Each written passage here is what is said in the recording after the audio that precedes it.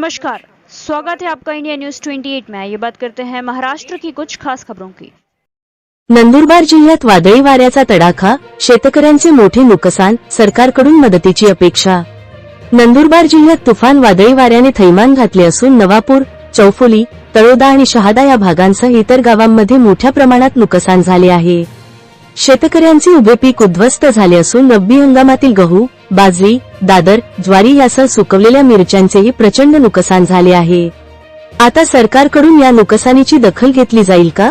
शेतकऱ्यांना नुकसान भरपाई मिळेल का? याकडे संपूर्ण राज्याचे लक्ष लागले आहे। स्थानिक प्रशासनाकडून नुकसानीचा अहवाल सरकारकडे सादर करण्यात येणार असल्याची माहिती मिळत आहे। मात्र त्वरित मदत मिळेल का, हे पाहणे गरजेचे ठरणार आहे। नुकसान मोठे असले तरी सरकारकडून तातडीची मदत मिळणे गरजेचे आहे।